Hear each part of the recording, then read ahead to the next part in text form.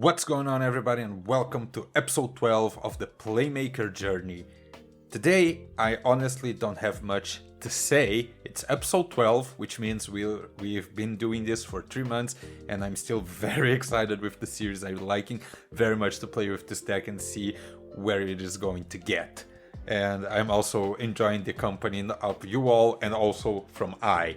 So hit the subscribe button so I will be very happy with you because there will be more friends for him. And on this episode we have the return of the Vrains challenge at the end, so keep an eye for that. We'll be playing against an Avalon from Expector, and you know what that means? It means that soon Rivorva will be making his comeback for the Vrains challenge, and it's going to be an amazing match. So keep an eye out for that. We have some amazing openings today. So let's go for it. Thank you all. Into the Vrains! Okay guys, so last week I realized a few things about the deck. The deck is very consistent now, but there are still a few things that we need to adjust. And one of them is the side. And for that, yes, the title says it all. We're going Duel Devastator. This is one of the easiest ways to get access to a bunch of hand traps that we currently do not have. Not only that, we also have a Code Talker that we still do not have inside here. But that's not all we're going to be opening today. We'll also be opening something right after this one. But I'm going to go with this one first because it's set cards. So, quick Jujutsu magic here. Ayy! So, Ghost Ogre and Snow Rabbit. Let me just adjust the lights and we can do this one. Okay, I believe the lights are a lot better now. So let's not waste time and go. Bruh, I don't think it ever took me so long to open something like this. Okay, so we're gonna start on the by order. So we have Ghost Ogre and Snow Rabbit. Very good card. Going for the deck. Ghost Reaper and Winter Cherries. No, it's just no. Here, our second Ash Blossom. The one with the feet for everyone who likes that kind of stuff. Our first Ghost Bell. Very good in the current meta. A Ghost Sister and Spooky Dogwood. I have to check this one. I saw some guy playing this and I was like, interesting. But I don't think we're gonna be playing this. And a Red Blossoms from the Underroot. Also, we'll have to check this one, but I don't think we're gonna be playing this one. Now we'll go for the synchros. We have a lot of synchros that we're not going to use, like Catastor, Brionek, Metaphys, Black Rose Dragon, Clear Wing, Fast Dragon, Stardust, Spark Dragon, Scarlight Head Dragon Earthfiend, Trishula, Dragon of the Ice Barrier, and a Vermilion Dragon Mech. Passing that, we go for our Abyss Dweller number 101, Castell, and Tornado Dragon. Not gonna play any of those on the Cyberse deck. Under the Clock Taker is a card that we recently got as a common, and it could maybe have some place, but I don't think so, but we'll keep an eye on it. Maybe we can have some use for it. A ultra rare version of a card that comes in a structured deck. A Gaia Saber, the Lightning Shadow. I remember using this card when Lynx just came out a long time ago. Our good and old Code Talker. We already have so many of these, but this next one, go for our achievements. A Code Talker Extended. Now, I believe we have all Code Talker. Oh no. We're still missing Code Talker.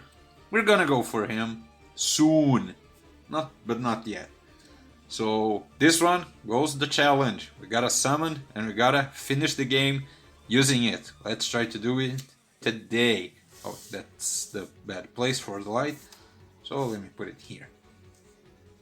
We also have a Topological Bomber Dragon. I actually think I'm gonna try to use this card. Just because why not? We cannot use Firewall this episode, so only on the next one, so maybe we can end up summoning this as a Link 4. and a Saryuja School Dread. Not playing Dragon Link, no reason to play Sir Yuja. Diddy Crow, going to the deck.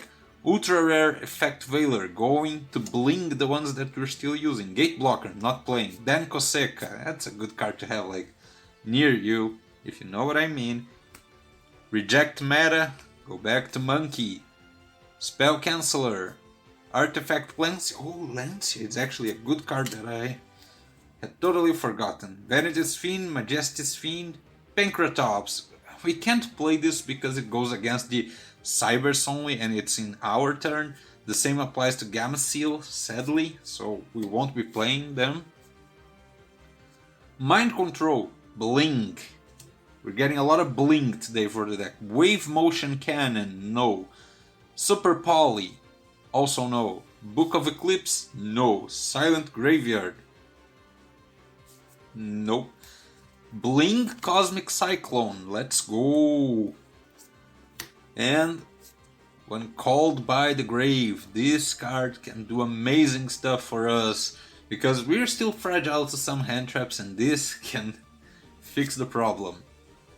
Different Dimension Ground, no. Typhoon, Forbuilding Apocrypha. Dimensional Barrier, yeah, we can consider playing a second one, or if not, we can just bling the one we already have. Lost Wind, maybe in the future, if we go more control way. Heavystorm Duster, no. Royal Decree, no. Anti-Spell Fragrance, no. There can be only one, it's kind of against what we are trying to do here. Wiretap, nah. And the last two cards, we have a Solemn Strike. This one is going to be, I'm really considering this because we can go into a more control variant of the deck that goes like with more counter traps. And a Red Reboot. Red Reboot. It's not being used that much nowadays, but I believe we can maybe put this on the side deck because if you go against a trap heavy deck, having access to this might be good because, as you know, we try to win the game in our first turn if we're going second, and this can help us achieve that. So let's just see what happens. But that's not all. We're now gonna open some little extra, and we actually went over budget this week, but I hope you guys enjoy, and after that I'll show you guys how the deck is looking for episode 12. Duel Overload. We can get our Signet Mining from here, and let's see if we can get some luck. Let's start by seeing our giant card here. What do we have? Oh, a Blue Eyes White Dragon. I believe this is my third one now. Sad. I still don't have the tour guide.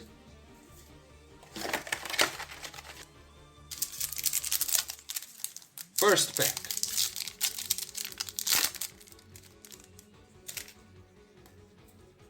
Oh, I need to remember to put the card to the back. So we have a Selene, Queen of the Master Magicians, Left Territory, Zephyrus, Gangrakon, and King Yosuku. I need to remember to put the last card to the first card to the back, otherwise we have an instant spoiler, which is kind of sad.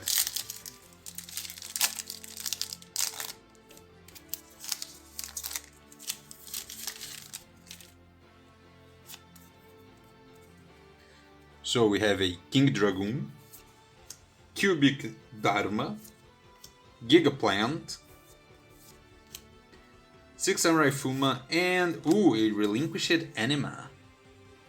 Very interesting. We played against that during the series.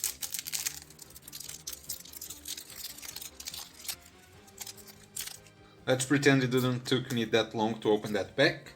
For our third pack, we have an Herald, Phantom Emperor, Emma's Judgment, shout out to Zoro, Mystical Space Typhoon, we could blink the ones we have out, and a Graveyard Wandering Souls. Okay, 3 packs left.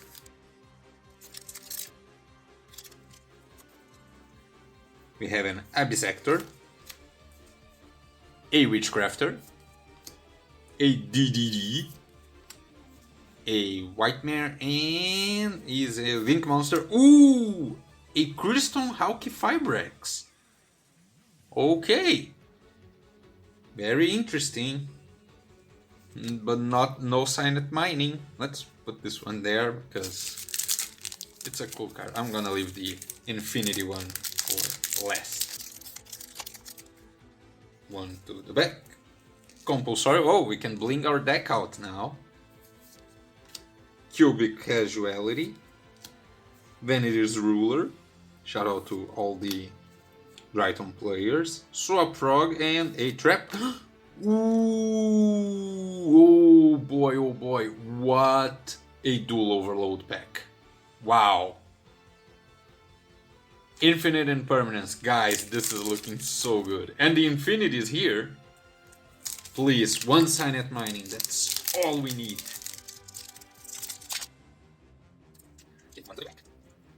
Ojama Emperor. Malefic Paradox Gear. Alien Shock Trooper. Blackwing Zephyrus the Elite. And it's a link, okay. A Condemned Dark Lord. Ugh, what a way to finish, but look at that. Isn't this amazing? This is amazing. Wow. So, here's the deck that we are gonna be playing on this episode. Let's go for the changes. We're adding into the main deck a second copy of Infinite Impermanence, a Called by the Grave, and our second Ash, and yes, I'm using the art that we got. Let's go Ash Feet. For the extra deck, we are putting the Code Talker Extended. We have the mission of summoning it and finishing a game with it. And we also have a Topological Bomber Dragon. I might use this, but not really sure. Let's see how the games are gonna go. Also on the side deck, we actually added a second dimensional barrier, Solemn Strike, Diddy Crow, Ghost Bell, and a Artifact Lancia. So the side is a lot better now than it was before. But now let's go check how the games were.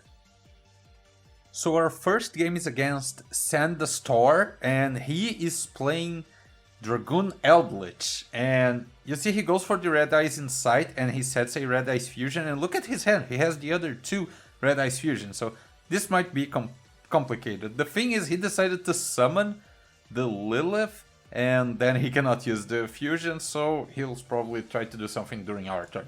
Let's see how we can deal with this. So we normal summon Dotscaper and then special summon a backup secretary and use Microcoder from our hand to go into a Code Talker, and then we have a bunch of, we have like Microcoder trigger, we have Dotscaper trigger, we have Parallel Exceed trigger, and he activates a Trap Trick.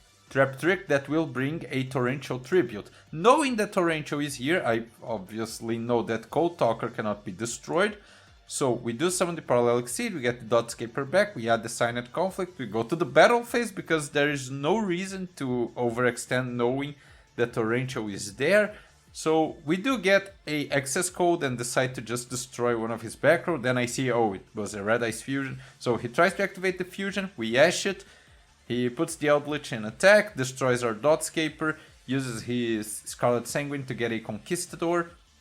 We draw into Armored Vitron, we normal summon Cyberse Gadget, targeting Microcoder. He then uses his Torrential Tribute, which we can Signet Conflict just to keep things on the field. We have a bunch of triggers after doing our Link Shokan, we get our token, we get a Lady Debug and summon it. Now we're going to add a Code Generator. Code Generator will use its effect, and we are going to dump a Gachiri at Ignister. For some reason he didn't use the Conquistador at any point, so I'm like, okay.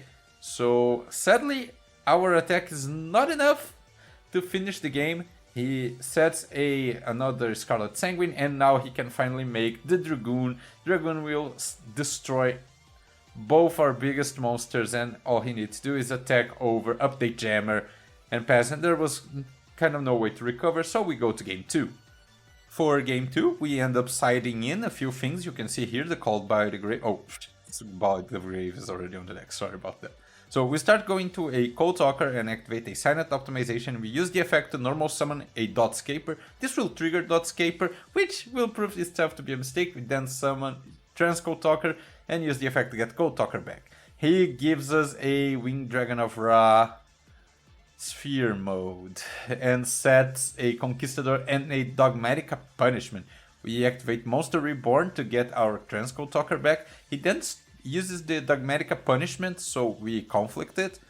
And we get Code Talker back. We're going to Trigate Wizard, normal summon an Ash, for then Link Shokan of Access Code Talker. We can use the effect, we're not fearing the Conquistador, and we can just go in for the kill.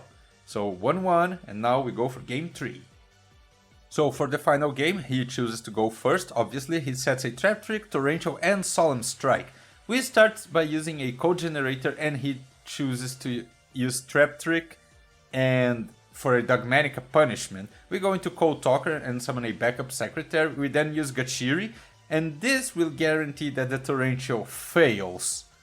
So now that he cannot activate any more traps on this turn, we can just go to town, do all the Link Shokans in the world to finish into Access Code Talker, unaffected, destroy everything, and hit in for lethal. So as you can see, the consistency of the deck is amazing, and we had like 2 traps and a Schoolmeister for next turn. And this was just game 1. I mean match 1. Our second match is against 20, and he's playing Pendulum Best deck, baby, let's go! He starts by doing things that I don't understand, to be frank. But he has a Dark Worm, he has a Magispector Toad Ogama, I know he has the Magispector Trap, and he has a Bagushka. And I didn't even know what the Bagushka did, and I was like, oh, gotta pay 1,000 here. Nope. So when I summon Balinks, he uses the trap, and I'm like, okay, Reborn. And now I can negate the effect of the Babushka, and now I can Link Shokan Transcode Talker, use the effect, and he scoops at this point, probably knowing that we would go into access code and clear the field. But let's check how game 2 went. So for game 2, he decides to go first, right? And he's playing like Pendulum with Phantom Knights, with Magispector, with Necroz. I'm like, what? But okay, we have an actually good hand, so let's see. He starts doing the best opening a Pendulum deck can do. He goes Pendulum Call into Dark Worm, right? We Ash it, and he scoops. 1 Ash, it's all it takes to defeat the Pendulum Best deck. Thrift would not approve that. Let's check the third match. So our third match is against Everdie, and he is playing Prank Kids. This is the first time that I ever played against Prank Kids, and I was like, how many triggers can this guy get? I don't even know the names. It's Dropsies, Landsies, Lumpsies, Yixies, something like that. What I know, he gets like the do-do-do-do-do, and then he activates the place. It's place? Yes, it's place. And he draws and a lot of stuff, and he ends up passing in a Prankid's Meow Meow. He has the place. He has a Pandemonium set. I don't know what the set card is. And he has a Totally Awesome. And here Called by the Grave is going to show why it's so good of a card. So we draw into a conflict, and we start by 1/1 discarding Dotscaper. So we already are going to get the trigger out of Dotscaper. He will activate Totally Awesome to negate, tributing itself, and we are going to use the Call by the Grave to negate it. So in the end, our 1/1 goes through and our Dotscaper triggers. He then uses a Prankid's Pandemonium. I believe he's going to Fusion Summon, and I think he'll have a few triggers here. Yes, 2 triggers, 3 triggers, 4 triggers. Oh my god, so many triggers. It's so much stuff. Okay, so since he put a monster on this zone, and I read this and was like, okay, he can destroy everything, I'm going to put Code Talker here so it cannot be destroyed. And with the trigger of Microcoder, I'm going to add a Code Radiator to the hand so we can negate the effects of the Battle Butler that he'll probably activate in response to the trigger. Let's see how this one goes. So we summon Parallelic Seed, and then we go into Code Talker inverted by using our Code Radiator to negate the effects of Battle Butler. So he decides to use Battle Butler's effect. Code Talker is not destroyed, so now we can go into a Splash Mage, use a Splash Mage's effect to get Code Generator back, go into Code Talker. Code Talker will trigger to get the Code Talker back, and we also added a Gachiri Ignister by the effect of Code Generator on the field. We're now going to summon the Gachiri, which prevents destruction, and go into a beefy Access Code Talker. Now, the reason that I used Code Talker, even though I didn't need to, is because I wanted more Fogger on the graveyard so I could destroy everything on the field. Right? And Code Talker is a dark that we are going to use. So we have a light. We then have a water. We then have the dark. We then have the earth. And we set a conflict and we go access code, attack. He does use something and I'm like, okay, nothing happened. We pass, he draws, he goes into a Dropsys, goes into a Meow Meow, gets his trigger, gets a Lampsys, goes into a Doodle Doodle Doo. We let that go through, he gets into a Dropsys, goes into another Pandemonium, and I don't know why he scooped there, but we were winning anyway, and we had a conflict. So let's check game 2. So for game 2, he decided to go first, and you can see he has some powerful things in his hand. So after we use a Schoolmeister in his Dropsys trigger, he decides to use 3 tactical TTT, and we have the Ash for the TTT, so we're actually really good on here. He sets a Infinite Impermanence and passes. We draw into a Crow that we sided in for this match. So we start by using Cosmic Cyclone on his Impermanence. We then go into 1/1, make a Salamangreat Balinx. We summon our Cyberse Gadget. Cyberse Gadget will get Microcoder back from the graveyard. We then go into a Code Talker that is pointing to Cyberse Gadget, so there won't be destruction, but not needed at this point. With the Microcoder trigger, I decide, the field is looking very good, so I think I can pay the cost of going into Cynet Codec instead of getting the conflict. So I activate the codec and we start going into Code Talker, and we get the trigger from Cyberse Gadget so we can add the Earth. We add Gachiri Ignister. Code Talker will bring Code Talker back, and this will be responded by a fantastical Dragon Phantasme that is going to draw you a few cards. And I was like, oh, as soon as he doesn't draw Nibiru, we're good. He draws into a Pankratops and a Fancies, so that's not a problem. We then use the effect of Gachiri to summon itself to the field. And now we go into a Shooting Code Talker because we want to get the Code Radiator from our deck, and we're also going to get a token for the effect of Cyberse Gadget. If I'm not mistaken, maybe I am mistaken. Oh yeah, we already had that. So we added a Microcoder to the hand, and we had Shooting Code. And here you can see him, Rinkshokan, the Code Talker Extendo, just to complete the achievement. And we can definitely use him to finish the game, because we are going to start triggering our effects, and it's like, okay, Access Code Talker, start cleaning the field, battle phase, Access Rush, and then the Kodo Endo X2, because it has 2 swords. Let's go! Achievement completed with a 3-0 win streak on the episode. So for the Vrains challenge of the week, our opponent is playing Sun Avalon, and he has the rock in his hand, which it's always a problem. Another thing, you're going to see a cool interaction he can do here.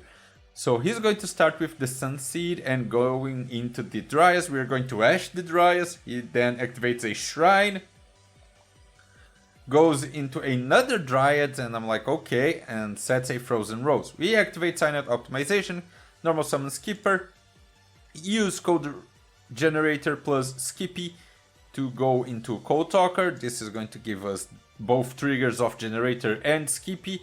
So we are going to dump a Dotscaper, summon it, go into Transcode. Transcode is going to activate. We're going to get Code Talker back. We then use Gachiri, and he activates the rock, clear our field, and gives her a token. We still get the effect of Gachiri, and we can use optimization to normal summon Gadget. We then go into Splash Mage, a few time no see. Splash Mage is going to use its effect. We can now go into a Shooting Code, Update Jammer, and Ring Shokan into Access Code Talker with a lot of Fogger on the graveyard to clear the field and do 2 attacks. So this one was a lot easier than I expected, but these challenges we do only 1 run, so it is what it is. But very cool. Sadly, we couldn't see the full power of Sun Avalon deck. Maybe next time, maybe we can find someone in the ladder with it. But this was it for the duels, guys. Not only we had no losses today, we also cleared the challenge. And also, this is it for this episode. Not much else to say. Our score is looking pretty good, I would say. What do you think, Kai?